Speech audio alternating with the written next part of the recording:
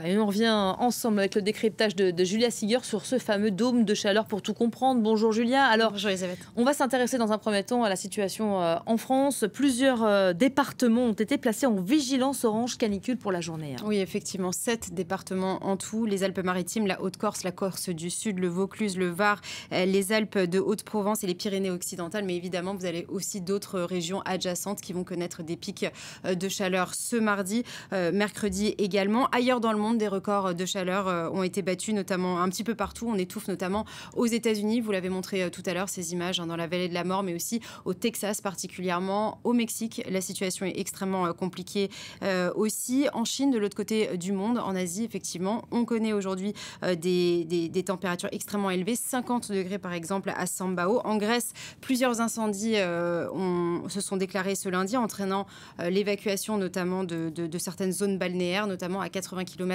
d'Athènes. Le Sénégal aussi, sur le continent africain, on connaît des températures records, et ça depuis déjà juin. Par exemple, au Sénégal, on a pu enregistrer 48 degrés. Et il y a aussi des records de température en Iran et même en Sibérie. Tout ça, c'est effectivement dû à ce qu'on appelle un dôme de chaleur, vous l'avez vu, qui s'est installé sur le pourtour méditerranéen, particulièrement sur l'Espagne, le sud de la France et l'Italie. Alors, c'est pas la première fois qu'on nous en parle de ce dôme de chaleur. Comment fonctionne-t-il au juste? On a vu à l'instant, ça ressemble un peu à une espèce de couvercle. Oui, à une cloche en fait. C'est une expression qui s'est démocratisée il n'y a pas si longtemps que ça, en 2021, lors de la canicule au Canada. Un dôme de chaleur, en fait, c'est une bulle, une masse d'air qui va s'accumuler. C'est lié en fait à un anticyclone qui va rester au-dessus d'une certaine région, qui va former une cloche. Et en fait, ça se passe quand il n'y a pas de mouvement atmosphérique en altitude et que donc cet anticyclone reste bloqué sur une région en particulier. Une fois que vous avez le dôme, la chaleur va s'accumuler et au fur et à mesure, eh bien, avec la Terre, la chaleur va continuer à augmenter. Elle s'arrête en général, enfin ce dôme de chaleur s'en va en général avec une dépression qui va être assez forte et qui va balayer en fait la masse d'air qui est en dessous de cette cloche. Alors quand est-ce qu'on parle de canicule cette fois-ci? Eh bien, il y a une définition assez précise. Elle se caractérise évidemment par des températures extrêmement élevées. C'est une moyenne qu'on va faire entre des températures minimales et maximales.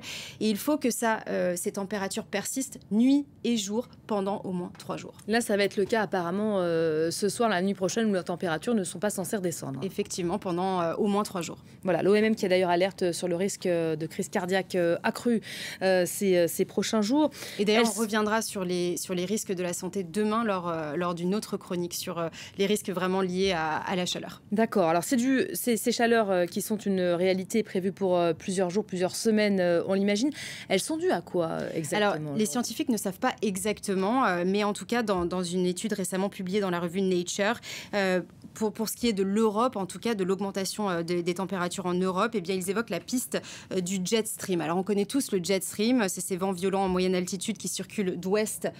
Alors, si on peut juste repartir sur le diagramme du jet stream, voilà, ce sont en fait ces vents violents qui vont aller d'ouest en est. Et on en entend souvent parler parce qu'ils ont tendance à ralentir les avions.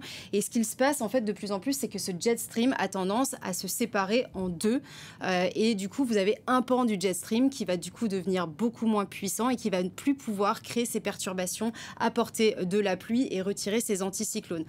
Vous avez une partie du vent qui va partir donc vers le sud, une partie du vent qui va partir vers le nord, et l'Europe se trouve au milieu et donc se trouve sous ces dômes de chaleur. Donc c'est ce qui expliquerait le fait qu'il y ait de plus en plus de dômes de chaleur. Mais les scientifiques se penchent aussi sur le rôle d'El Niño. C'est un phénomène climatique qui est naturel cette fois-ci, qui est irrégulier, qui revient tous les 3 à 7 ans et qui dure de 6 à 18 mois. El Niño, c'est en fait quand tout commence quand vous avez une baisse des vents, des alizés qui en général partent du Pérou vers l'Asie. Et ça va augmenter en fait la température de l'eau dans le Pacifique, et ça va de la surface de l'océan, et ça va créer des problèmes partout dans le monde. En général, ça crée des hausses des températures partout dans le monde, mais ça va aussi créer des fortes pluies en Amérique, en Asie centrale et à l'est de l'Afrique. Par contre, en Australie, en Amérique centrale et en Asie, ça va créer d'énormes sécheresses. Alors en général, l'Europe est assez épargnée par ce phénomène, mais là, ce que les scientifiques redoutent, c'est que finalement, El Niño plus le réchauffement climatique, ça pourrait créer ce qu'on appelle un super El Niño. Et là, évidemment, ça pourrait créer des conséquences graves. Encore une fois, ce n'est qu'une hypothèse, une crainte, et le pire n'est peut-être pas encore à craindre. Voilà pour les scénarios